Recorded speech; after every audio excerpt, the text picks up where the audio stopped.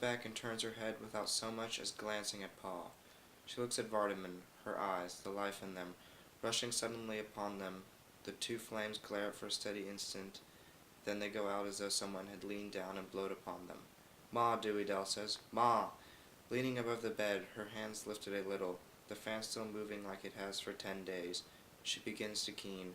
Her voice is strong, young, tremulous and clear, wrapped with its own timbre and volume. The fan still moving steadily up and down, whispering the useless air.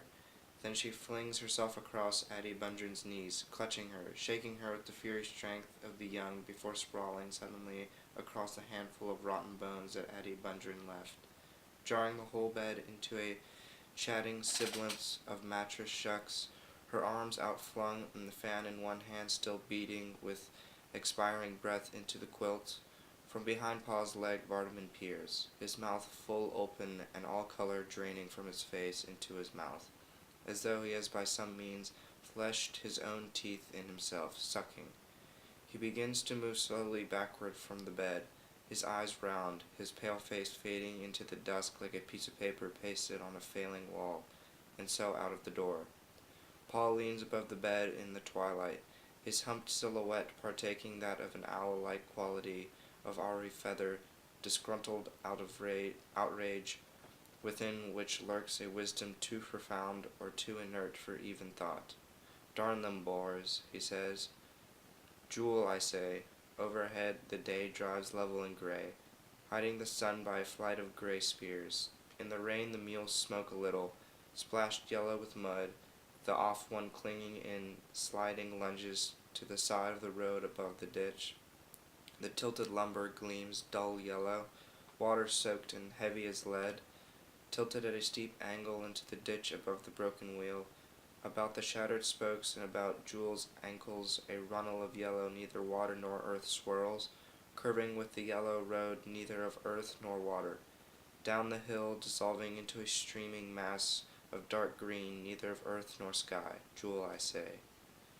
Cash comes to the door carrying the saw. Pon stands beside the bed, humped, his arms dangling.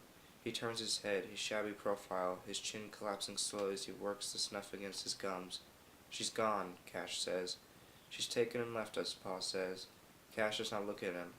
"How nigh are you done?" Pa says.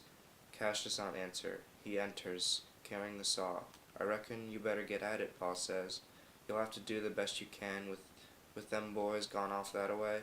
Cash looks down at her face. He is not listening to Pa at all. He does not approach the bed.